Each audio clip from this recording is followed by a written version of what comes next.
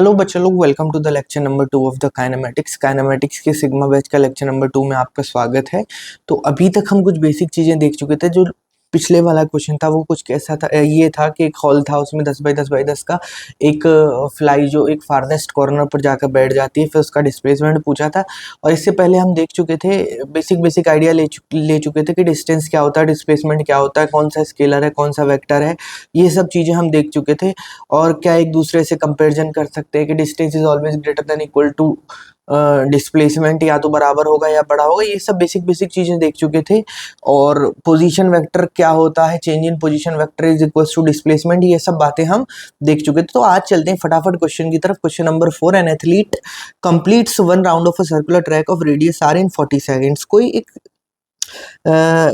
Circular track है जिसका एक राउंड को 40 सेकंड में करता है, यानी कि एक राउंड है उसको कितनी देर में करता है, 40 सेकंड में कवर करता है। तो आधे राउंड को कितने में करेगा, आधे राउंड को 20 सेकंड में कवर करेगा। तो what will be his displacement at the end of 2 minute 20 second. तो सबसे पहले क्या करना है बेटे, कुछ मत करो कि आप एक सर्कल बना लो, एक सर्कुलर ट्रैक बना लिया, ठीक है। ये बन गया हमारा सर्कुलर ट्रैक। और सर्कुलर ट्रैक में इस पॉइंट से हमारा ये चला और यहां से बी तक आने में इसको आधा चक्कर लगाने में 20 सेकंड लगे। तो हमसे टोटल टाइम जो दे रखा है, टोटल टाइम वो दे रखा है 2 minute 20 seconds. 2 minute 20 seconds total time हमको 2 मिनट 20 सेकेंड्स दे रखा है, ठीक है। बहुत बढ़िया। तो एक सेकेंड, वाईफाई ऑन करे, ऑफ करे ले रहा। तो टोटल टाइम हमको दे रखा है 2 मिनट 20 सेकेंड्स, ठीक है। तो ये हो जाएगा 2 इंटू 60 सेकेंड्स प्लस 20 सेकेंड्स, ठीक है। तो ये बन गया हमारा 140 सेकेंड्स। तो टोटल टाइम जो था हमारा वो 140 सेकेंड्स हो गया। अब 140 सेकेंड्स में ये पूछा गया है कि डिस्प्लेसमेंट क्या होगा, what will be his displacement at the end of 140 seconds. तो 20 सेकेंड में अगर यहाँ आता है, ये घूम के अगर यहाँ आता है तो ऐसे कितने चक्कर लगाएगा, ऐसे 7 चक्कर लगाएगा। तो टोटल टाइम इतना हो गया। तो नंबर ऑफ हाफ टर्न्स हो जाएगा 140 divided by 20, that is 7 turns. ये 7 टर्न्स लेगा आधे वाले।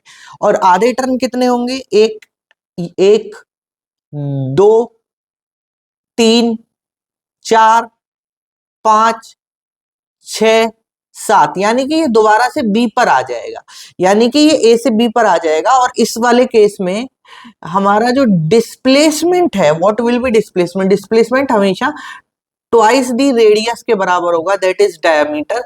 तो हमारा डिस्प्लेसमेंट आ जाएगा, इसमें डिस्प्लेसमेंट आ जाएगा 2 इंटू आर, क्योंकि बी पर ही रहेगा 2r।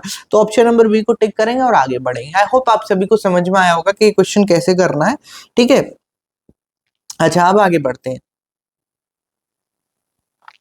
बेटा। अगला क्या है कि distance is a scalar quantity. अब डिस्टेंस के बारे में बात करी हुई है, हालांकि हम देख चुके हैं। तो सबसे पहले मैं बता दूं कि डिस्टेंस जो है हमारा, डिस्टेंस एक स्केलर क्वांटिटी है। जो बात ध्यान रखनी है वो ध्यान रखनी है कि डिस्टेंस एक स्केलर क्वांटिटी है और इसमें कोई भी पंगा नहीं होता डायरेक्शन का। नो टेंशन ऑफ डायरेक्शन की कोई टेंशन नहीं लेते हैं। जब डायरेक्शन की टेंशन नहीं लेते हैं तो इसमें साइन भी नहीं लेते हैं, पॉजिटिव नेगेटिव। तो हमेशा डिस्टेंस कैसा रहेगा, ऑलवेज पॉजिटिव रहेगा। This will always be positive quantity. तो distance is always a positive quantity. तो हमें यही बताने को मिला है कि distance is a scalar quantity that measures the total length of the path covered by an object. एक ऑब्जेक्ट जितना भी पाथ चल रहा है वो टोटल पाथ की जो लेंथ होती है उसको डिस्टेंस बोलते हैं। और ये टोटल ग्राउंड को कवर करता है। मान के चलो आप यहां से यहां गए, लेट से ए से बी गए आप इस रास्ते से, ठीक है। तो इस पूरे रास्ते को आपने एक फीता रख के ऐसे मेजर कर लिया और जो जो टोटल लेंथ हुई वो हो गई डिस्टेंस, वो कहलाएगी हमारा डिस्टेंस। बल्कि इनिशियल पोजीशन ये थी, इनिशियल पोजीशन और फाइनल पोजीशन ये थी। तो इनिशियल और फाइनल पोजीशन के बीच में जो शॉर्टेस्ट डिस्टेंस होगा, शॉर्टेस्ट डिस्टेंस हमेशा एक स्ट्रेट लाइन होगा, उसको बोल देंगे हम डिस्प्लेसमेंट। तो ये हो जाएगा हमारा डिस्प्लेसमेंट, जबकि ये पूरा रास्ता हो जाएगा हमारा डिस्टेंस। ठीक है। अच्छा, एक बात और कि डिस्टेंस हमेशा एक्यूमुलेट होता है, डिस्टेंस कभी भी डिक्रीज नहीं हो सकता। जब कोई व्यक्ति रुका हुआ है, अगर वो चलने लगा ना, तो distance travelled is always increasing. ये बात ध्यान रखनी है, distance travelled is always increasing. Let's say एक आदमी यहां से चल के यहां गए, अब भाई कुछ चला तो कुछ तो दूरी कवर करी, कुछ तो डिस्टेंस एक्यूमुलेट हुआ। ऐसा तो नहीं कि आप चले भी और आपका डिस्टेंस भी ना बढ़ रहा हो। अरे आप 2 मीटर चलोगे तो 2 मीटर होगा, 3 मीटर चलोगे तो 3 मीटर होगा, 4 मीटर चलोगे तो 4 मीटर होगा, 5 मीटर चलोगे तो 5 मीटर होगा। ऐसा कभी नहीं हो सकता कि डिस्टेंस आपका डिक्रीज होने लग जाए। ठीक है, डिस्टेंस कभी भी डिक्रीज नहीं होगा। आप चलोगे तो डिस्टेंस कुछ ना कुछ चलोगे तो कुछ ना कुछ बढ़ेगा। ठीक है, और डिस्टेंस हमेशा पॉजिटिव क्वांटिटी होती है, तो हमेशा ध्यान रखनी है कि it is always positive quantity. इसका एक एग्जांपल दे रखा है कि आप 5 मीटर चले ईस्ट, 5 मीटर चले ईस्ट एंड 5 मीटर चले वेस्ट। तो इसको समझाने की कोशिश करी गई है कि आप कैसे डिस्टेंस एक्यूमुलेट होता है। तो सबसे पहले डायरेक्शन बना लेते हैं हम। तो ये नॉर्थ, ये साउथ, ये वेस्ट, ये ईस्ट। तो सबसे पहले चला 5 मीटर ईस्ट, तो ये 5 मीटर इधर की तरफ चल गया भाई। सीधा सीधा आप बना लो कि ये 5 मीटर इधर की तरफ चल गया। लेट से ये 5 मीटर इधर आ गया। अब इन्होंने बोला है कि ये 5 मीटर वेस्ट चल गया, यहीं से 5 मीटर वेस्ट चल गया, तो वेस्ट चलने के लिए लौट के वहीं आ गया। तो यानी कि 5 तो इधर गया और 5 लौट के आ गया। तो डिस्टेंस जो होगा वो हमेशा पॉजिटिव क्वांटिटी है। तो डिस्टेंस जो होगा, पहले कितना चला, पहले चला +5, और डिस्टेंस हमेशा पॉजिटिव है तो प्लस ही लेंगे। दोबारा कितना चला, +5, तो ये हो गया 10 मीटर। जबकि डिस्प्लेसमेंट क्या हो गया, इनिशियल और फाइनल पोजीशन यहीं से गया था, यहीं आ गया। डिस्प्लेसमेंट हमारा 0 हो गया, क्योंकि इनिशियल एंड फाइनल पोजीशन हमारी, इनिशियल एंड फाइनल पोजीशन हमारी सेम हो गई। ठीक है, इनिशियल पोजीशन और फाइनल पोजीशन सेम हो गई, तो हमारा डिस्प्लेसमेंट क्या हो गया भाई, 0 हो गया। तो ऐसा कोई भी केस जहां पर पार्टिकल लौट के अपनी पोजीशन पे रिटर्न आ जाए, तो पूरी जर्नी के लिए हमारा डिस्प्लेसमेंट 0 होगा, but distance will not be 0। Distance हमेशा एक्यूमुलेट होता है और एक पॉजिटिव क्वांटिटी होती है। बात थोड़ा तो आप लोगों को समझ में आई होगी। लेट्स से ये एक पेन है, अब मैं यहां से इसको चला के यहां ले गया, तो कुछ तो दूरी चली ना इसने। ऐसा थोड़ी है कि ये चला भी और दूरी भी इसकी कम हुई, नहीं भाई। ये कुछ मान के चलो, यहां से आने में अगर 1 फीट चला तो इसका डिस्टेंस जो हो गया वो +1 फीट हो गया। ठीक है, तो डिस्टेंस हमेशा बढ़ता है। अब यहां से मैं यहां ले गया 1 फीट और, तो +1 फीट और हो गया, 1 और 1 2 हो गया। ठीक है, तो इतना सिंपल है, इसमें कोई ज्यादा रॉकेट साइंस नहीं है। अच्छा, while on the other hand displacement is a vector quantity. Displacement कैसी क्वांटिटी होती है, डिस्प्लेसमेंट को देख लेते हैं। ये एक वेक्टर क्वांटिटी होती है, जिसका मतलब कि इसमें बोथ डायरेक्शन और मैग्नीट्यूड दोनों होते हैं। तो काम की बात क्या है, डिस्प्लेसमेंट इज अ वेक्टर। अगर ये वेक्टर है तो बोथ मैग्नीट्यूड एंड डायरेक्शन, यानी इसमें मैग्नीट्यूड भी होगा और डायरेक्शन भी होगा। While on the other hand distance की बात करते हैं। डिस्टेंस क्या है, एक स्केलर है। ठीक है, स्केलर है। ओनली मैग्नीट्यूड,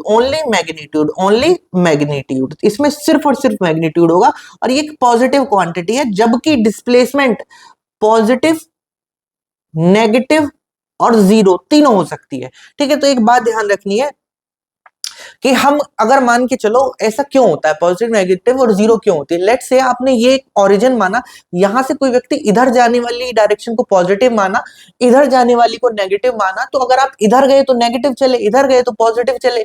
तो डायरेक्शन की सेंस को बताता है पॉजिटिव नेगेटिव, इसका और कोई मतलब नहीं है। It only tells about the sense of direction. ठीक है, अगर लौट कर अपनी फाइनल पोजिशन पर आ गई थी, इनिशियल और फाइनल सेम हो गई, तो डिस्प्लेसमेंट 0 हो गया। तो सबसे पहली काम की बात क्या है कि displacement is a vector quantity, meaning जिसका मतलब है कि it has both magnitude and direction, और ये मेजर करता है overall change in position of starting point से एंडिंग पॉइंट तक। कहने का मतलब है कि एक ऑब्जेक्ट ए पॉइंट से अगर बी पॉइंट तक गया, तो कैसे भी गया है, तो ओवरऑल जो चेंज आया होगा वो तो इसके अलोंग ही आया होगा, इस लाइन के lung, that is along shortest path, that is along shortest path. तो जो चेंज शॉर्टेस्ट पाथ के अलोंग आता है उसको हम डिस्प्लेसमेंट बोलते हैं। ओवरऑल चेंज यानी कि final position minus initial position, इसी को डिस्प्लेसमेंट बोलते हैं। डिस्प्लेसमेंट इज ऑलवेज पॉजिटिव या ऑलवेज नेगेटिव या जीरो ऐसा नहीं बोल सकते, तीनों में से कुछ भी हो सकता है, but distance is always positive, ठीक है। तो इसमें डायरेक्शन बहुत इंपॉर्टेंट होता है, जब अगर डायरेक्शन इंपॉर्टेंट होता है डिस्प्लेसमेंट में तो ये पॉजिटिव भी हो सकता है, नेगेटिव भी हो सकता है और जीरो भी हो सकता है। While on the other distance is always positive, it may be positive, displacement में भी पॉजिटिव, नेगेटिव और जीरो। अच्छा, डायरेक्शन का क्या फंडा है मैं बताऊं, देखो सीधा क्या करते हैं हम एक्सिस डिसाइड कर लेते हैं। अगर ऊपर जाने वाली चीजें पॉजिटिव है प्लस वाई, नीचे जाने वाली नेगेटिव होंगी, जो भी नीचे जाएगा वो नेगेटिव में लिया जाएगा। अगर इधर जाने वाली प्लस एक्स है और इधर जाने वाली डायरेक्शन को नेगेटिव मान लें, तो कहने का मतलब है कि आप अगर इधर 5 मीटर चले तो इनिशियल तो जीरो थी पोजीशन, बाद में 5 इधर आ गए, तो आप किस डायरेक्शन की तरफ आपका वेक्टर पॉइंट हुआ, आपका वेक्टर पॉइंट हुआ पॉजिटिव की तरफ, तो आपका जो डिस्प्लेसमेंट हो गया ना वो +5 हो गया। जबकि इधर जा रहे होते 5 की तरफ तो ये हो जाता -5, तो डिस्प्लेसमेंट इधर हो जाता आपका -5। बस इतना बताता है कि +5 का मतलब है माइनस, उल्टा ऑफ +5 का मतलब है -5, यानी कि -5 में जिस डायरेक्शन में आप जा रहे होगे उसके ऑपोजिट जाओगे आप प्लस डायरेक्शन में। तो इतनी सी सिंपल सी बात थी, इसमें ज्यादा कुछ भी नहीं था, आपको इतना समझ में आ गया होगा, ठीक है। अच्छा, इसी बात को एक एग्जाम्पल की मदद से समझाने की कोशिश करी गई है कि कब पॉजिटिव होता है कब नेगेटिव होता है। तो आप क्या करो बच्चे, आप क्या करो कि इन्होंने बोल रखा है if you move 10 metres to the right, हमने क्या करा, राइट वाली डायरेक्शन को पॉजिटिव मान लिया और लेफ्ट वाले को हमने नेगेटिव मान लिया। ये हम अज्यूम करते हैं, ये अजम्पशन हमेशा वर्क करेगा, ठीक है। ज्यादातर अजम्पशन जो होगा वो यही होगा कि आप पॉजिटिव एक्स को पॉजिटिव मानोगे, नेगेटिव एक्स को नेगेटिव मानोगे, पॉजिटिव वाई को पॉजिटिव मानोगे, या यूं कहें राइट को पॉजिटिव मानोगे, लेफ्ट को नेगेटिव मानोगे, अप को पॉजिटिव मानोगे, डाउन को नेगेटिव मानोगे, ठीक है।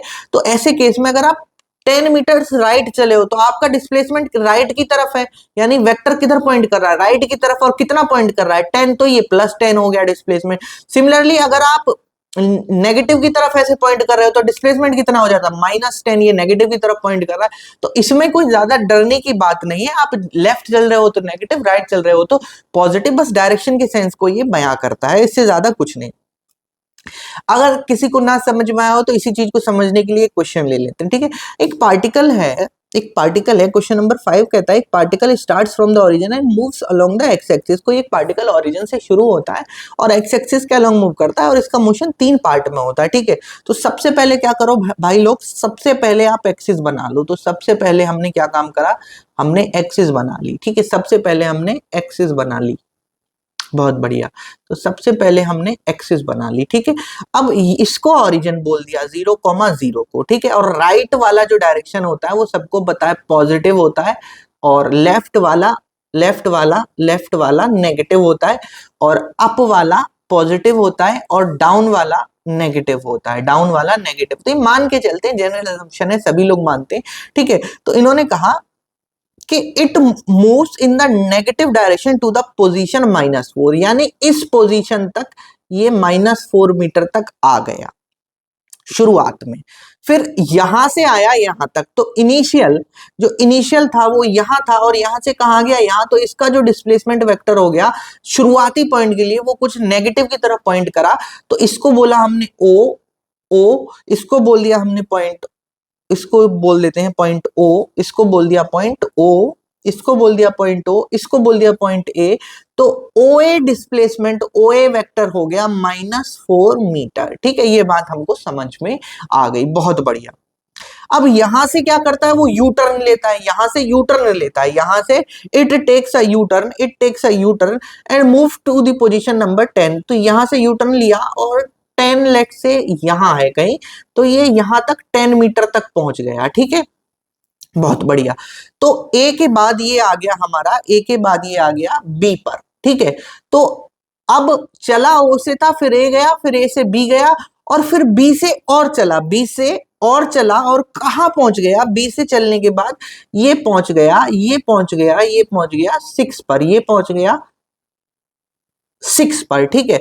तो ये सी यानी ये पहुंच गया 6 पर, इस पोजीशन को हमने बोल दिया 6 मीटर, ठीक है, बहुत बढ़िया। तो इन्होंने पूछा है कि what is the displacement of the particle, तो डिस्प्लेसमेंट क्या होगा, तो net displacement of the particle, तो net displacement of the particle, तो हमसे पूछा गया है कि नेट डिस्प्लेसमेंट क्या होगा, net displacement, net displacement, net displacement, displacement of the particle. बहुत बढ़िया, बहुत अच्छे बच्चे।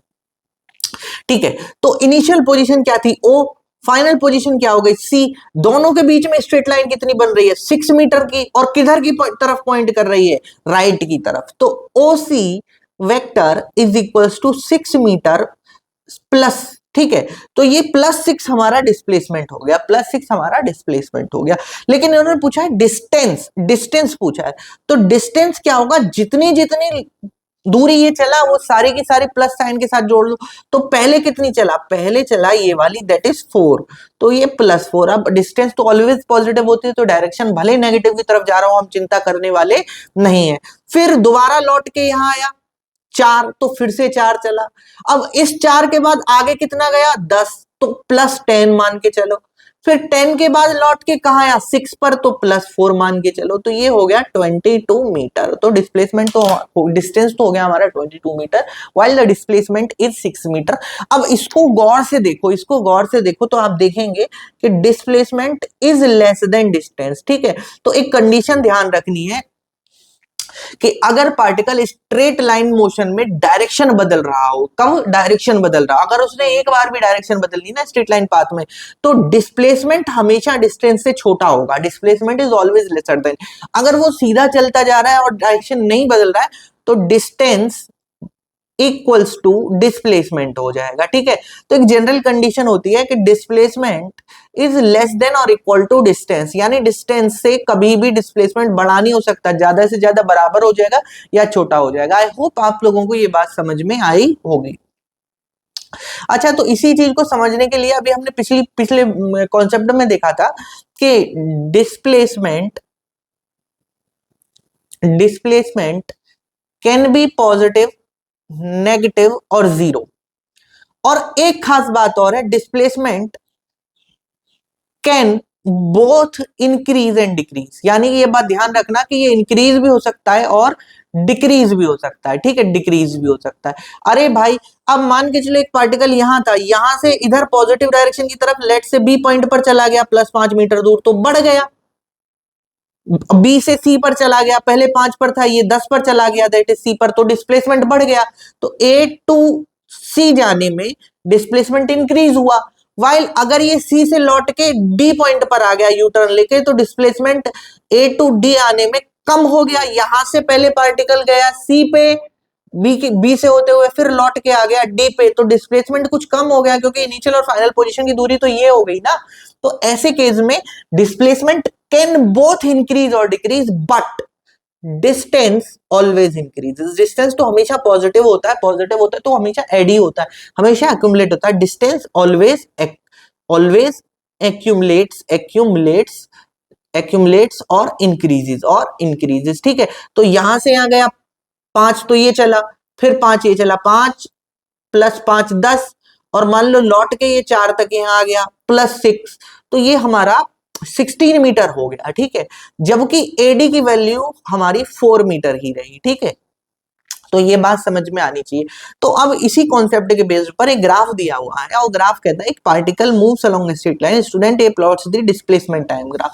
तो ये कोई स्टूडेंट ए है, स्टूडेंट ए है, और ये कोई स्टूडेंट बी है, तो ये दो ग्राफ प्लॉट करते हैं। तो पहले ग्राफ में क्या कहता है, कौन सा सही है कौन सा गलत है। तो डिस्प्लेसमेंट क्या है, पहले बढ़ा बढ़ा बढ़ा बढ़ा बढ़ा बढ़ा बढ़ा बढ़ा, वाई एक्सिस की वैल्यू बढ़ी, फिर घटी घटी घटी घटी घटी घटी घटी घटी वैल्यू घटती गई और फाइनली 0 हो गई।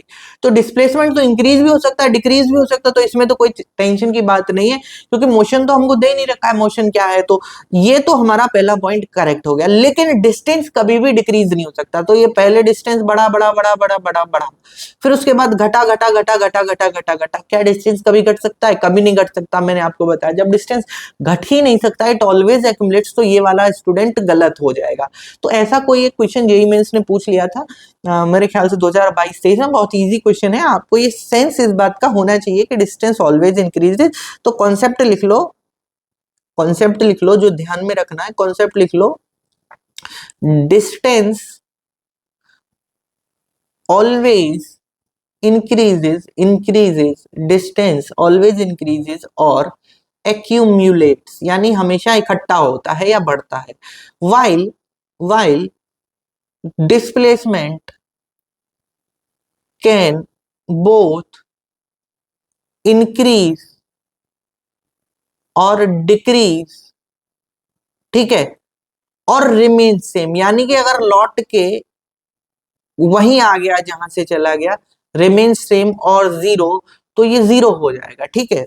अच्छा, हम बढ़ते हैं बेटा एक अगले क्वेश्चन की तरफ। तो क्वेश्चन नंबर 7 कहता है कि if you throw a ball straight up it rises to a maximum height. तो इसको समझने के लिए आप क्या करो, आप ऐसा समझो, आप ऐसा समझिए कि ये कोई एक बॉल है, दिस इज अ बॉल, आपने इसको यहां से थ्रो किया, ऊपर की तरफ थ्रो किया, ये मैक्सिमम हाइट एच चली गई, एच के बाद फिर नीचे आ गई, जहां से गई फिर एच गई, फिर लौट के आ गई, यहां से गई मैक्सिमम हाइट तक गई, फिर लौट के वहीं आ गई।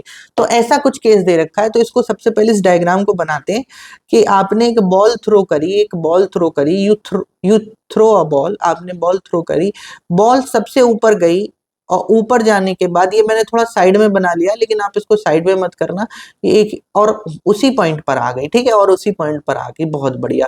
ये हाइट को बोल दिया मैक्सिमम हाइट और h, ठीक है। तो सीधी सीधी बात है, इन्होंने पूछा डिस्टेंस ट्रेवल्ड बाय। तो डिस्टेंस जो होता है बेटे वो हमेशा क्या होता है, जिधर भी मूव कर रहा हो बिंदास उसको पॉजिटिव लेते चलो और जोड़ते चलो। तो यहां से गया यहां तक, इसको बोल दिया हमने ए पॉइंट, ए से गया बी और बी से गया सी। तो ए से बी जाने में ए बी गया प्लस बी सी गया, 2 पॉइंट में गया। तो ए बी में कितना गया +5, क्योंकि डिस्टेंस तो ऑलवेज पॉजिटिव होता है, प्लस एच बोल दो, एच बोल दो क्योंकि एच है, 5 दिया नहीं है, प्लस एच। फिर बीसी में गया तो फिर से कितना मान लिया +h, तो ये हो गया हमारा +2h, डिस्टेंस तो हो गया ये +2h यानी 2h। इसमें तो कोई चिंता ही नहीं करनी, डायरेक्शन के पंगे में ही नहीं पड़ना। लेकिन डिस्प्लेसमेंट क्या हो गया, अरे जहां से गई थी बॉल, यहां से गई थी और लौट के कहा आ गई, यहीं आ गई, तो डिस्प्लेसमेंट क्या हो गया, जीरो। इनिशियल और फाइनल पोजीशन क्या हो गई, initial is equals to final position, दोनों बात सेम हो गई, इनिशियल पोजीशन बराबर फाइनल पोजीशन, तो डिस्प्लेसमेंट जीरो हो गया। या दूसरा तरीका, ए बी गए वेक्टर प्लस बीसी वेक्टर, ऐसे ले लिया डिस्प्लेसमेंट वेक्टर को, ठीक है, दो दूरी चली, ए बी वेक्टर फिर बीसी वेक्टर। तो ए बी ऊपर वाला डायरेक्शन, हमने अब डिस्प्लेसमेंट के सेंस में डायरेक्शन डिफाइन करते हैं, तो ऊपर वाला पॉजिटिव मान लिया, तो ऊपर वाले को +h बोला। अब ये नीचे की तरफ गया तो नीचे वाले को, ऊपर पॉजिटिव है तो नीचे क्या होगा नेगेटिव, तो -h बराबर दूरी चली, तो ये हो गया जीरो। तो इसको आप ऐसे भी लिख सकते हो और दूसरा ऐसे भी बोल सकते हो, इनिशियल और फाइनल पोजीशन ही सेम हो गई, तो दोनों में कोई अंतर ही नहीं रहा, तो भाई हमारा डिस्प्लेसमेंट तो जीरो होगा ही होगा, ठीक है। जब इनिशियल और फाइनल पोजीशन जीरो हो जाए तो अब डिस्प्लेसमेंट हमेशा जीरो होता है, ये केस हमेशा ध्यान रखना। बहुत बढ़िया। अब बेटे अगला क्वेश्चन देखते हैं, the position time graph of particle moving along the x axis is shown below. कोई पार्टिकल है उसका पोजीशन टाइम ग्राफ दे रखा है, तो इसमें अब ये पूछा है कि displacement of the particle between t is equals to 0 and t is equals to 6 के बीच में डिस्प्लेसमेंट पूछना है। तो यानी यहां से लेके यहां तक डिस्प्लेसमेंट पूछना है। तो सबसे पहले आप क्या करो, सबसे पहले पार्टिकल का विजुअल रिप्रेजेंटेशन बनाओ, पार्टिकल है कहाँ। तो लेट्स से t बराबर 0 इसको बोला, t बराबर 0 पर ये हमने बोल दी x दूरी, ये t बराबर 0 पर यहाँ पार्टिकल 10 मीटर पर है, ठीक है, ये कुछ ऐसे बना लिया मैंने। फिर t बराबर 2 पर भी कहाँ है, t बराबर 2 पर भी, t बराबर 2 सेकंड पर भी वो यही है, t बराबर 0 सेकंड पर भी यही है, और t बराबर 2 सेकंड पर भी यही है। t बराबर 4 पर वो यहाँ आ जा रहा है, t is equals to 4 second पर यहाँ आ जा रहा है। यानी कि ये जो ग्राफ है ना वो कुछ ऐसा ग्राफ है, पार्टिकल ओरिजिन से ना चल के एक 10 से चल रहा है, 10 मीटर से चल रहा है। t बराबर 4 पर यहाँ आ गया, और t बराबर 6 पर, यानी t बराबर 6 पर, t बराबर 6 पर ये आ गया -10 पर, t is equals to 6 second पर। तो ये हमने इसका कुछ विजुअल रिप्रेजेंटेशन बना लिया, और ये एक रेक्टिलिनियर मोशन है, एक लाइन में ही चल रहा है, बस डायरेक्शन बदल रहा है, टर्न ले रहा है, ठीक है। तो इन्होंने पूछा है कि displacement of the particle between t बराबर 0 से t बराबर 6 तक कितना डिस्प्लेसमेंट हुआ। इनिशियल पोजीशन क्या थी, तो डिस्प्लेसमेंट क्या होता है, डिस्प्लेसमेंट होता है final position minus initial position, ठीक है। अब फाइनल पोजीशन क्या हो गई, फाइनल पोजीशन हो गई -10। बाद में कहां गया, बाद में यहां गया 10 सेकंड पे, तो -10 माइनस इनिशियल पोजीशन कितनी थी, +10, +10, तो ये हो गया -20 मीटर। बहुत बढ़िया, तो हमको डिस्प्लेसमेंट पता चल गया -20 मीटर। ठीक है, अब बढ़ते हैं। अब इन्होंने पूछा है कि distance travelled by the particle between t बराबर 0 से t बराबर 6 तक, तो कितनी दूरी चला, यहां से चला यहां आया, लेट से इसको बोल दिया a, इसको बोल दिया a से b, इसको बोल दिया c। ठीक है, b पर भी इसको a बोला और b पर भी यही था, इसको बोल दिया c और इसको बोल दिया d, क्योंकि a और b सेम है, यानी रेस्ट पे था, a पे भी और b पे भी। तो इन्होंने बोला है कि डिस्टेंस बताओ, तो डिस्टेंस शुरुआत में तो वही रहा 2 सेकंड तक, तो 0, क्योंकि a और b पर यही रहा। फिर b से गया bc, यानी b से c गया तो bc को जोड़ दो, प्लस c से गया d तक तो cd को जोड़ दो।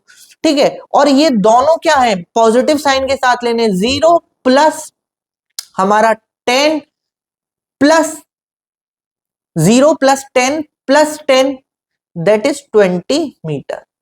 या ऐसे कहें कि पहले कितना चला 10 और बाद में कहां चला 10, तो 10 भाई 20 ही तो चलेगा। ठीक है, तो 20 मीटर डिस्टेंस हमारा चल गया।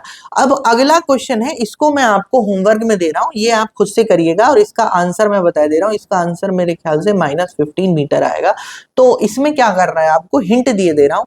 अगर 2 सेकंड में ये 10 से कहां जा रहा है, 10 से 0 पर आ जा रहा है 2 सेकंड में, तो तीसरे सेकंड पर कहां होगा, यहां पर 5 पर होगा, और यहां पर 5वें सेकंड पर कहां होगा, -5 पर होगा। तो आप अब इसको देखेंगे तो डिस्प्लेसमेंट निकालेंगे तो उस तरीके से निकाल लीजिएगा। ठीक है, अच्छा बहुत बढ़िया। तो between displacement between t is equals to, ये -5 होगा और ये -10 है ही। तो डिस्प्लेसमेंट निकालने के लिए क्या करो, डिस्प्लेसमेंट निकालने के लिए क्या करो, final position minus initial position, displacement बराबर final position minus initial position. इसको साफ साफ लिख लो, displacement is equals to final position minus initial position. ठीक है, final position minus initial position. तो इनिशियल पोजीशन क्या कहां थी, t बराबर 3 से 6 के बीच में पूछा है, तो ये यहां था, t बराबर पे कितना था, 5 पे था, इनिशियल पोजीशन 5 थी, बाद में कितने पर पहुंच गया, 10 पर, तो फाइनल हो गई -10 माइनस इनिशियल कितनी थी, +5, तो ये हो गया -15 मीटर। ये मैंने आपको खुद ही बता दिया, आप इसको एक बार घर जाके ट्राई करना, और आई होप आप सभी को ये समझ में आने वाला है। आगे बढ़ते हैं। अच्छा, अगला जो कॉन्सेप्ट है वो हमारा कॉन्सेप्ट क्या है कि वेलोसिटी का। बेटे वेलोसिटी क्या होती है, वेलोसिटी देखो मैं आपको बताता हूँ, 2 टर्म होती है। पहली टर्म होती है वेलोसिटी और दूसरी टर्म होती है स्पीड, दूसरी टर्म होती है स्पीड। वेलोसिटी का मतलब है rate of change of displacement, velocity का मतलब है rate of change of displacement, और स्पीड का मतलब है रेट ऑफ चेंज, और किसके रेस्पेक्ट में चेंज, टाइम के रेस्पेक्ट में। Rate of change of displacement with respect to time is known as velocity, और रेट ऑफ चेंज ऑफ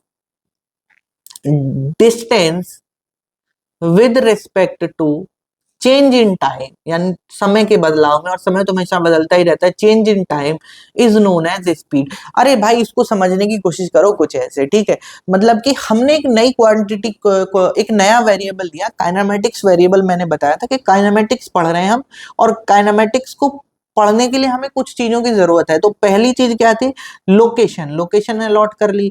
फिर उसके बाद हमने बताया आपको डिस्टेंस क्या होता है, फिर बताया मैंने डिस्प्लेसमेंट क्या होता है। ऐसे 2 नई चीज और बता रहा हूं, हालांकि 3 होती हैं। ये पहला क्या, पहला हमारा होता है वेलोसिटी, अगला होता है स्पीड, और इन दोनों से एक और बाद में पढ़ेंगे, दैट इज एक्सेलरेशन। इनको बोलते हैं काइनेमेटिक्स वेरिएबल, काइनेमेटिक वेरिएबल। और काइनेमेटिक वेरिएबल हम इसलिए यूज करते हैं ताकि हम इनकी मदद से मोशन ऑफ बॉडीज को पढ़ सके बिना कॉज में जाने। तो अगले जो हमारे काइनेमेटिक वेरिएबल हैं वो है velocity and speed, velocity and speed. तो सबसे पहले जान लेते हैं इनकी जरूरत क्यों पड़ी। भाई आप एक चीज देखिएगा, अच्छा इसको रेट के टर्म में डिफाइन किया। आप ऐसे मानिए कि ये पॉइंट ए से 10 किलोमीटर दूर, 10 किलोमीटर दूर राम है। राम जाता है 2 घंटे में, और यही दूरी 10 किलोमीटर दूरी श्याम कवर करता है, श्याम कवर करता है, श्याम कवर करता है 1 घंटे में 10 किलोमीटर दूरी। तो आप राम बनना चाहेंगे या श्याम बनना चाहेंगे? अरे ऑब्वियसली आप श्याम बनना चाहेंगे, क्योंकि आप कम समय में कवर कर रहे हो, बाकी 1 घंटा बच जाएगा, उसमें मौज मस्ती लोगे। तो आपने कितनी दूरी चली? तो राम की जो स्पीड थी, अब स्पीड का मतलब है rate of change of distance. Distance, आप कितनी दूरी चले, कितने समय में। जिसका रेट ज्यादा उसकी स्पीड ज्यादा, जिसका रेट कम उसकी रफ्तार कम।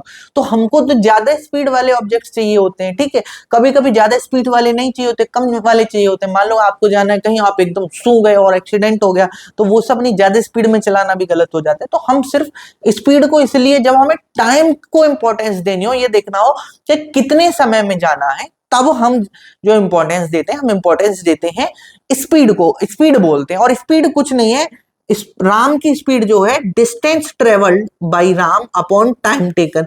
तो कितना डिस्टेंस चला?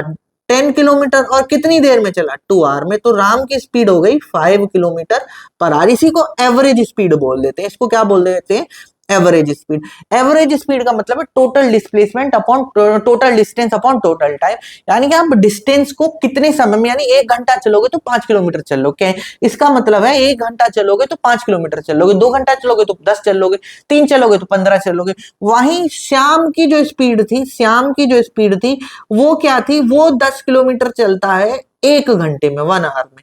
तो ये हो जाएगी 10 किलोमीटर पर आवर। यानी कि अगर श्याम 2 घंटे चलता तो वो 20 किलोमीटर चल लेता, जबकि राम 10 किलोमीटर ही चला है। तो बेटर कौन हुआ? श्याम बेटर हुआ। तो इस बेटर के एनालिसिस के लिए हमने एक क्वांटिटी को जन्म दिया जिसको हम स्पीड बोलते हैं, और स्पीड का मतलब होता है rate of change of distance with respect to change of time, और इसी को एवरेज स्पीड बोलते हैं। और ये बताती है कि अगर आप 1 घंटा चलोगे तो कितनी दूरी चलोगे, 2 घंटा चलोगे तो डबल चल लोगे, 3 घंटा चलोगे तो उसका ट्रिपल चल लोगे, जितना 1 घंटे में चलोगे। तो इस सेंस के लिए हमने एक नई क्वांटिटी को जन्म दिया जिसको बोलते हैं स्पीड। और जब rate of change of distance की बात हो तो उसको बोलते हैं स्पीड, और जब rate of change of displacement की बात हो तो उसको बोलते हैं वेलोसिटी, ठीक है। तो देखते हैं कि velocity is the rate of change of position और डिस्प्लेसमेंट, ठीक है, और डिस्प्लेसमेंट, यानी displacement covered upon time taken, ये हमारी स्पीड हो जाएगी। तो average speed is defined for a finite interval. अभी मैंने क्या बताया, आप 1 घंटे में कितनी दूरी चलोगे, तो एक इंटरवल चाहिए रहा है ना आपको। ऐसा तो नहीं एक पर्टिकुलर सेकंड पे आपने डिफाइन कर ली, आपको हमेशा कितनी दूरी चली कितने समय में, उसके हिसाब से निकलेगी। लेट से आपने 20 किलोमीटर चला 2 घंटे में, 2 घंटे में, तो आपकी स्पीड हो गई 20/2, that is 10 kilometre per hour. वहीं आपने 40 किलोमीटर चला 2 घंटे में, तो आपकी स्पीड हो गई 20 किलोमीटर पर आवर। अरे आपको टाइम इंटरवल की जरूरत पड़ रही है, कितनी देर में कितना चल रहे हो। तो हमेशा एवरेज वेलोसिटी एक टाइम इंटरवल के लिए डिफाइंड होता है। Average velocity is defined for a finite time interval. तो ध्यान रखने की बात क्या है कि average velocity is defined for a finite interval of time, और ये कुछ नहीं होता, total displacement divided by total time, यानी delta x by delta t, that is x final minus x initial upon t2 minus t1, और इसी को बोल देते हैं हम डिस्प्लेसमेंट। और हम जानते हैं ये क्वांटिटी बनेगी delta x by delta t, और delta x by delta t कुछ और नहीं, स्लोप ऑफ सीकेंट होता है। ये डिफरेंशिएशन में देख चुके हैं। तो जब भी एवरेज वेलोसिटी निकालनी हो, इनिशियल माइनस मतलब final position minus initial position, delta x by delta t कर देना, आपको एवरेज वेलोसिटी मिल जाएगी, ठीक है। अभी इसको और डिटेल में देखेंगे। अच्छा, एक काम की बात क्या है कि it is a vector quantity. सबसे प्यारी बात क्या है इसकी, एक वेक्टर क्वांटिटी है। वेक्टर है तो ये पॉजिटिव भी हो सकती है, नेगेटिव भी हो सकती है, और जीरो भी हो सकती है, ठीक है। While on the other hand speed किसके लिए डिफाइन है, डिस्टेंस अपॉन टाइम। तो ये हो गई स्केलर क्वांटिटी, तो ये ऑलवेज पॉजिटिव होगी, ये ऑलवेज पॉजिटिव या फिर जीरो। अगर कोई चल ही नहीं रहा है तो जीरो होगी, अगर चल रहा है तो ऑलवेज पॉजिटिव होगी। और इसका जो डायरेक्शन होता है हमारा, वेलोसिटी क्या होता है, वेलोसिटी हमने डिफाइन किया delta x by delta t, और ये हो गया x2 minus x1 upon t2 minus t1, that is final position minus initial initial position upon time 2 minus time 1, बाद वाला समय माइनस इनिशियल समय।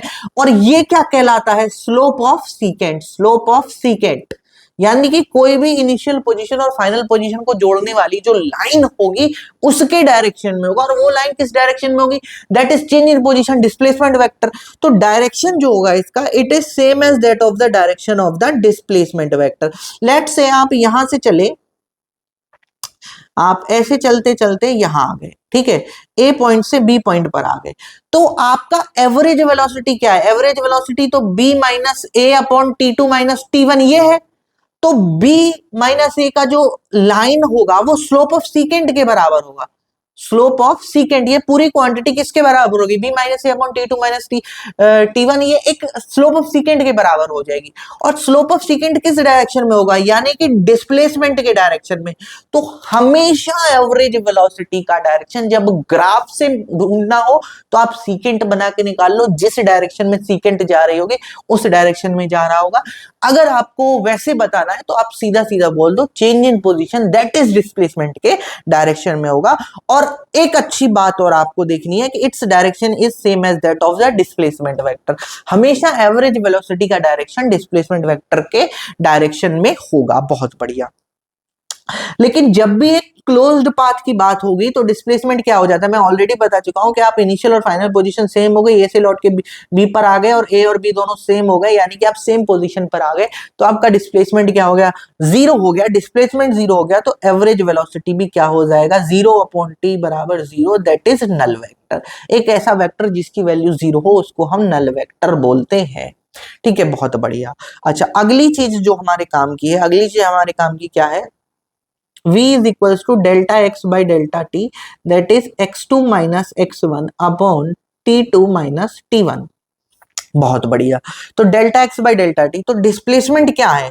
इसको बोलते हैं डिस्प्लेसमेंट। डिस्प्लेसमेंट को मेजर करते हैं मीटर में और टाइम को मेजर करते हैं अपॉन सेकंड में, तो इसकी यूनिट हो जाएगी मीटर पर सेकंड। बहुत बढ़िया, तो ये भी बात क्लियर हो गई। अब बात डायमेंशन की आती है। v is equals to delta x by delta T. Delta X का मतलब क्या होता है? लेंथ, दैट इज लेंथ यानी लंबाई, और t का मतलब क्या होता है? इसकी डायमेंशन हो जाएगी t, तो ये बन गया एल टी माइनस वन। इसकी डायमेंशन भी क्लियर हो गई। बहुत बढ़िया। अब आगे बढ़ते हैं बेटे। अभी तक क्या देखा था आपने? अभी मैं एक पॉइंट और क्लियर करना चाहता हूं कि आपने एक ग्राफ बनाया, लेट से इसको क्लियरली देखो, ये ऐसे हम यहां से चले, हम यहां से चले बच्चा, हम चले यहां से और ऐसे चले, हम ऐसे चले, ठीक है, हम ऐसे चले, ए पॉइंट से हम गए बी तक और फिर गए सी तक। तो ए बी सी इसको बोल दिया T2, इसको बोल दिया, या हम सीधा सीधा मान लो इसको T1, इसको T2, B से C मान के चलो, इसको T बराबर 0, इसको बोल दिया T1 और इसको बोल दिया T2। तो इन्होंने क्या काम करा? इन्होंने आपको बताया कि भाई एवरेज वेलोसिटी डिफाइन कर दे। तो एवरेज वेलोसिटी क्या होता है? एवरेज वेलोसिटी जो अभी हमने देखा था, average velocity is nothing but delta x by delta T, that is final position minus initial position upon T2 minus T1। अच्छा, अब B से C जाने के लिए कहां से गए? B से C की बात करते हैं। तो B से C जाने के लिए तो हम इसको लिखेंगे C minus B upon T2 minus T1। तो C माइनस बी का मतलब है y2, y की वैल्यू दैट इज y2, और इसका मतलब है y1। और ये पूरी टर्म क्या बन रही है? y2 minus y1 upon T2 minus T1। तो ये तो स्लोप ऑफ सीकेंट बन रहा है।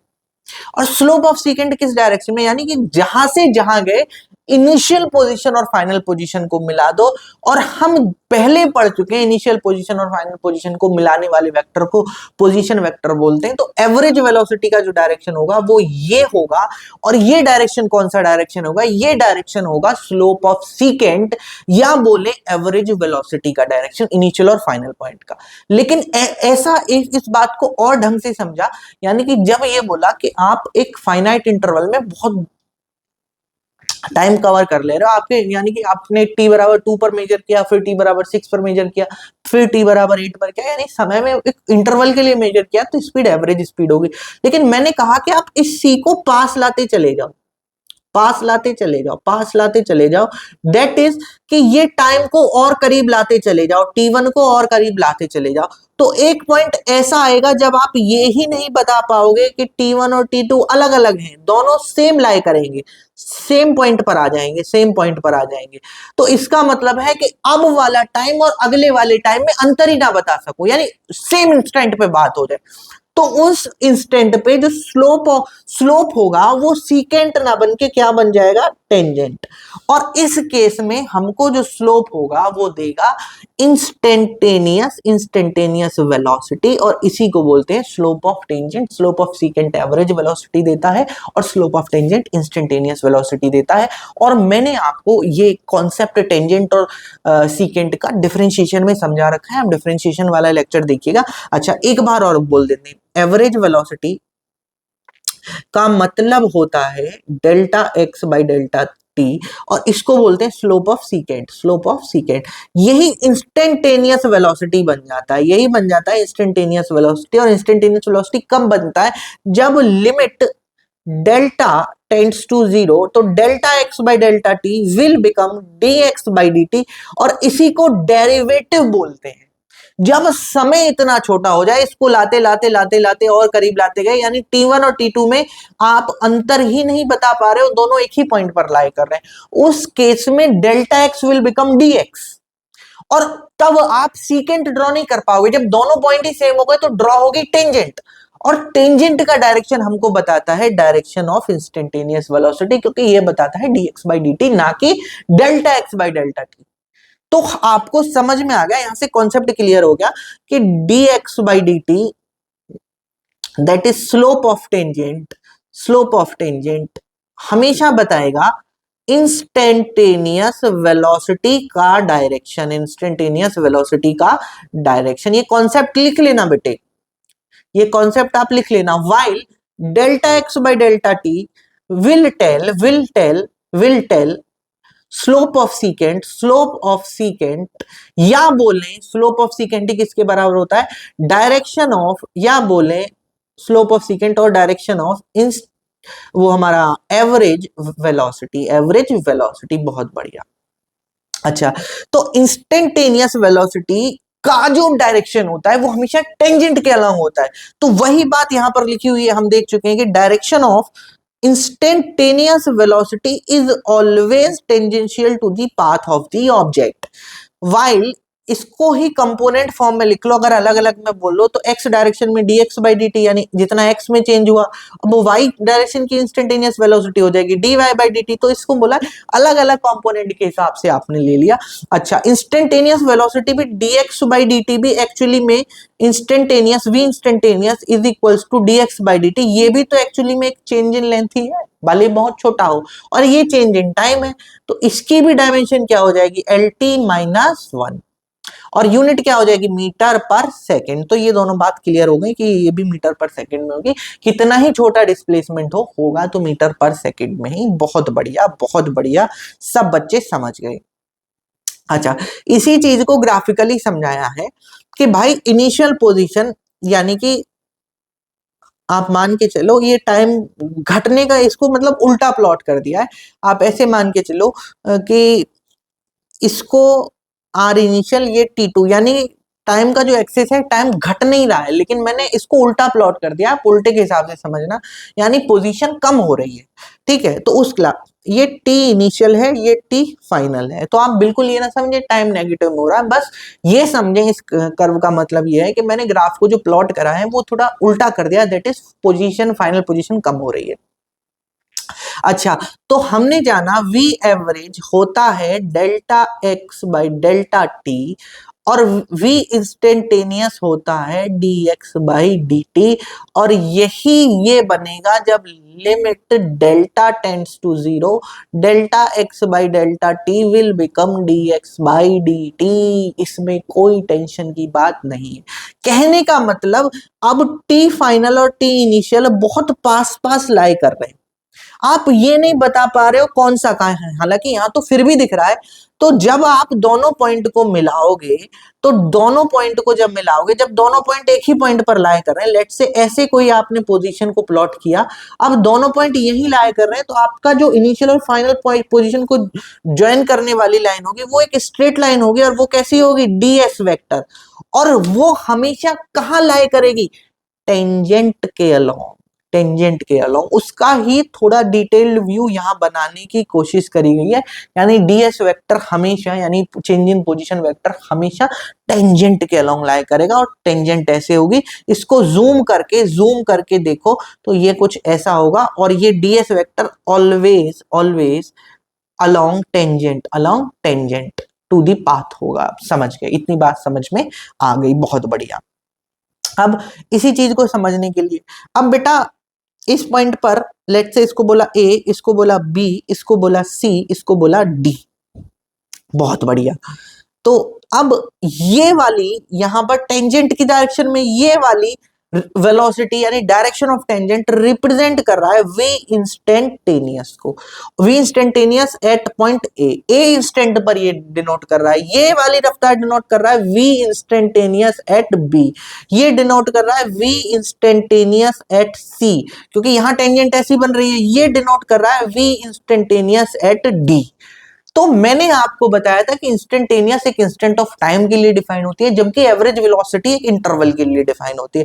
जबकि हम ए और बी के बीच में अगर एवरेज वेलोसिटी डिफाइन करें, तो एवरेज वेलोसिटी डिफाइन करने की कोशिश करें ए और बी के बीच में, तो दोनों पॉइंट को मिलाएं तो सीकेंट कुछ ऐसे बन रही होगी। तो ये वाला डायरेक्शन होगा direction of average velocity, average velocity for A B interval के लिए, ठीक है। अच्छा, वहीं एसी इंटरवल के लिए एवरेज वेलोसिटी किधर होगी, वो इन दोनों पॉइंट को मिला के दैट इज इस डायरेक्शन में होगी, वी एवरेज का डायरेक्शन फॉर इंटरवल एसी, ठीक है। तो आपने देखा होगा दोनों के डायरेक्शन अलग आ रहे हैं, इंस्टेंटेनियस का डायरेक्शन ये है, एवरेज का डायरेक्शन ये है।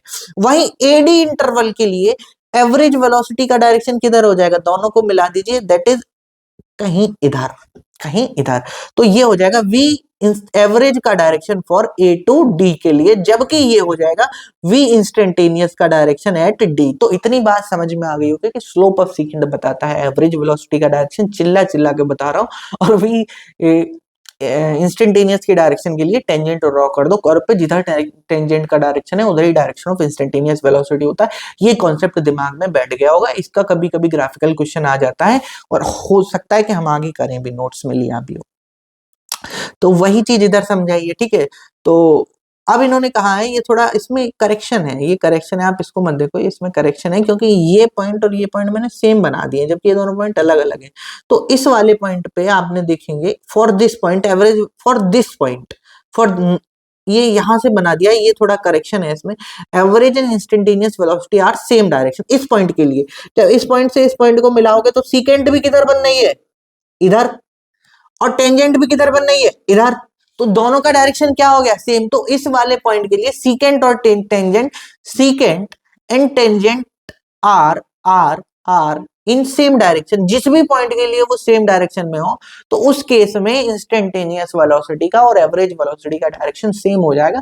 अन्य किसी केस में भी जिनमें टेंजेंट और सीकेंट अलग अलग डायरेक्शन में आ रही है, बिल्कुल भी सेम नहीं होगा, अलग अलग होगा, ठीक है।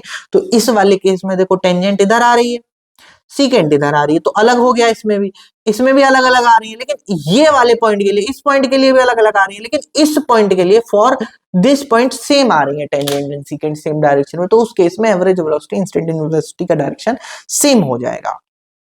अच्छा, हालांकि मैंने एवरेज स्पीड आपको बता दिया है, जैसे कि हमने डिफाइन किया rate of change of displacement with respect to time, यानी कि delta x by delta T is equal to V average है, वैसे ही डिस्टेंस अपॉन टाइम हो जाएगा average speed, average speed, average speed और एवरेज स्पीड हो जाएगा। और स्पीड कैसी क्वांटिटी है? Scalar quantity. Average average speed is a scalar quantity, is a scalar quantity. और स्केलर क्वांटिटी का आंसर हमेशा क्या होता है? पॉजिटिव। ठीक है, या तो ये जीरो होगी या ये पॉजिटिव होगी। और एवरेज है तो एक इंटरवल के लिए डिफाइन होगी। तो एक बार फिर से देख लेते हैं। Average speed is defined as the total distance of the object it traveled divided by the total time it takes। तो total distance upon total time को एवरेज स्पीड बोलते हैं। और ये बताता है कि how fast something is moving on an average over specific period of time. एक पर्टिकुलर पीरियड में कोई कितनी तेजी से चल रहा है। क्योंकि हमको जब समय की इंपॉर्टेंस की जरूरत होती है तभी तो स्पीड और वेलोसिटी डिफाइन करते हैं। और ये हो जाएगा distance travelled upon time taken. तो आपको इसका फंडा याद होना चाहिए। It is a scalar quantity meaning it has only magnitude no direction. यानी कि एक स्केलर क्वांटिटी है, इसका मतलब सिर्फ इसमें डायरेक्शन होता है, इस मतलब इसमें सिर्फ मैग्नीट्यूड होता है, कोई डायरेक्शन नहीं होता है, ऑलवेज पॉजिटिव है। और जीरो हो जाती है तब जब कोई ऑब्जेक्ट चल ही ना रहा हो फॉर रेस्ट। ठीक है, अच्छा यूनिट क्या हो जाएगी? Distance V average is equals to distance upon time. तो डिस्टेंस को किस में मेजर करते हैं? मीटर में। टाइम को मेजर करते हैं सेकंड में, तो मीटर पर सेकंड। अब इसी को डायमेंशन में कन्वर्ट कर लो, तो डिस्टेंस किस में करते हैं मेजर? लेंथ में। और टाइम किस में? टी में। तो डायमेंशन हो जाएंगे L T minus one, same as that of the velocity. Velocity और इंस्टेंटेनियस वेलोसिटी और average velocity, average speed, instantaneous speed, सबकी डायमेंशन और यूनिट सेम होती है। क्योंकि सबके सब लेंथ और टाइम का ही रेशियो है। वो कितना बड़ा या कितना छोटा हो या क्या डायरेक्शन हो, उसमें कोई चिंता करने की बात नहीं है।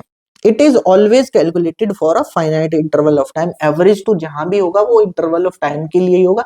Instantaneous particular instant of time पे होगा। एवरेज का मतलब सीकेंट, इंस्टेंटेनियस का मतलब टेंजेंट। अच्छा, it is path dependent because it depends upon the total distance cover. अरे भाई सीधी स्वाभाविक सी बात है कि एवरेज वेलोसिटी क्या है? एवरेज वेलोसिटी है डिस्टेंस अपॉन टाइम। तो डिस्टेंस पे डिपेंड कर रहा है ना। और डिस्टेंस किस पे डिपेंड करता है? पाथ पर। जितना बड़ा पाथ उतना ज्यादा डिस्टेंस, जितना कम पाथ उतना कम डिस्टेंस। तो ये पाथ डिपेंडेंट क्वांटिटी है। ठीक है, अच्छा इसको इतना जिस जिस बच्चे को समझ में आ गया हो तो एक बात और ध्यान में रखनी है कि एक स्ट्रेट लाइन में एक पर्टिकुलर केस है, स्पेशल केस है, आप लोग इसको सोच के आना। हालांकि हम सवालों में लेंगे कि एक ऑब्जेक्ट एक पॉइंट से बी तक गया बिना बदले और फिर आगे बढ़ता गया। तो ऐसे केस में जब ऑब्जेक्ट एक स्ट्रेट लाइन में चलता जाए, यानी कि वो सीधा सीधा चलता जाए स्ट्रेट लाइन में और मुड़े ना, उस केस में डिस्टेंस और डिस्प्लेसमेंट क्या हो जाएंगे? डिस्टेंस और डिस्प्लेसमेंट बराबर हो जाएंगे। और जब डिस्टेंस और डिस्प्लेसमेंट ही बराबर हो जाएंगे तो एवरेज स्पीड और एवरेज वेलोसिटी दोनों क्या हो जाएंगे? बराबर हो जाएंगे। क्यों? क्योंकि एवरेज स्पीड होता है डिस्टेंस अपॉन टाइम और ये होता है डिस्प्लेसमेंट अपॉन टाइम। तो दोनों में तो नीचे टाइम है। जब डिस्टेंस और डिस्प्लेसमेंट बराबर होंगे तब एवरेज वेलोसिटी और एवरेज स्पीड बराबर होगा। और ऐसा तो सिर्फ एक ही केस में पॉसिबल है, जब पार्टिकल एक स्ट्रेट लाइन में चलता चला जाए बिना डायरेक्शन बदले। तो ऐसा तब पॉसिबल है। ठीक है, तो आप लोगों से उम्मीद है this works because when an object moves in straight line does not reverse its direction तो distance is equal to the displacement. ऐसा इसलिए हो रहा है क्योंकि डिस्टेंस ट्रेवल्ड हमेशा distance travelled is always equal to displacement. बहुत बढ़िया। ठीक है, और ज्यादातर आप केस देखेंगे अगर पार्टिकल मुड़ जाता है तो displacement is lesser than displacement is lesser और इक्वल टू डिस्टेंस। तो स्ट्रेट लाइन के केस में दोनों बराबर हो जाएंगे। तो एवरेज वेलोसिटी हमेशा बराबर हो जाएगी एक स्ट्रेट लाइन में अगर पार्टिकल डायरेक्शन नहीं बदल रहा है। एवरेज वेलोसिटी एवरेज स्पीड के बराबर हो जाएगी। लेकिन अगर डायरेक्शन बदल लिया तो average speed is less than average velocity is less than average speed. ठीक है, एवरेज वेलोसिटी एवरेज स्पीड से कम हो जाएगा। तो एवरेज स्पीड जो है वो हमेशा या तो बड़ी होगी या बराबर होगी। ठीक है, अगर डायरेक्शन चेंज हो रहा है तो एवरेज स्पीड बड़ी हो जाएगी। अगर डायरेक्शन नहीं चेंज हो रहा है, सीधे सीधे चलते जा रहा है, एक ही डायरेक्शन में चलते जा रहा है, सिंस डिस्टेंस एंड डिस्प्लेसमेंट बराबर हो जाएंगे तो दोनों हमारी बराबर हो जाएंगी। अच्छा, तो जो भी डिवाइस इंस्टेंटेनियस स्पीड को मेजर करती है उसको स्पीडोमीटर बोलते हैं। तो हमारी जो बाइक और कार वगैरह रहती है ना उनमें स्पीडोमीटर लगा होता है। पर्टिकुलर स्टैंड पे एवरेज मतलब इंस्टेंटेनियस स्पीड बता रही हो तो कोई डायरेक्शन थोड़ी बता रही हो, तो डायरेक्शन का आइडिया तो आपको खुद को लगाना होता है। तो instantaneous speed is the magnitude of instantaneous velocity. तो वो तो सिर्फ आपको इंस्टेंटेनियस वेलोसिटी का मैग्नीट्यूड बता रहे होते हैं, और आप जानते हैं कि एक बहुत छोटे से इंस्टेंट ऑफ टाइम में डायरेक्शन का सेंस खत्म हो जाएगा। तो उस डायरेक्शन के सेंस में हम देखेंगे दोनों का मैग्नीट्यूड जो होगा ना वो सेम हो जाएगा, डायरेक्शन की परवाह नहीं करेंगे, क्योंकि अब इसी पॉइंट पे अब क्या डायरेक्शन बोलोगे, दोनों सेम डायरेक्शन में, यानी एक इंस्टेंट ऑफ टाइम पर इनिशियल पोजीशन और फाइनल पोजीशन सेम पॉइंट पर लाई करने लगी। ठीक है, तो उस इंस्टेंट ऑफ टाइम पर हमारा एवरेज स्पीड और मैग्नीट्यूड ऑफ एवरेज वेलोसिटी दोनों सेम हो जाएंगे। ठीक है, बहुत बढ़िया।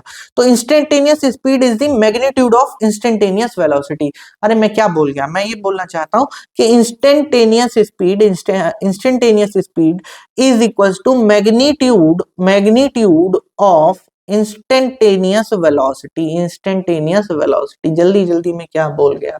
ठीक है, तो instantaneous speed is equals to magnitude of instantaneous velocity, यानी कि हम जब एक छोटे से इंस्टेंट पे चल रहे होंगे तो उस समय अब डायरेक्शन की परवाह ही नहीं कर रहे हैं, तो जितना मैग्नीट्यूड आ रहा है उतना ही इंस्टेंटेनियस वेलोसिटी का मैग्नीट्यूड आ रहा है, वही वैल्यू एवरेज इंस्टेंटेनियस स्पीड के बराबर आ रही है। अच्छा, instantaneous speed is scalar quantity और यूनिट मीटर पर सेकंड होती है, डायमेंशन इसकी भी LT-1 होगी, और it is defined for instant of time. Instantaneous का मतलब तो इंस्टेंट ऑफ टाइम है, एवरेज का मतलब है for a period of time. तो बच्चा लोग आज का लेक्चर यहीं पर समाप्त करते हैं। अब इसके बाद अगले लेक्चर में देखेंगे, और आज अगला लेक्चर भी जल्दी आएगा, 10-12 घंटे के अंदर आपको अपलोड होके मिल जाएगा, और अगले लेक्चर में ही मैं आपको होमवर्क दूंगा।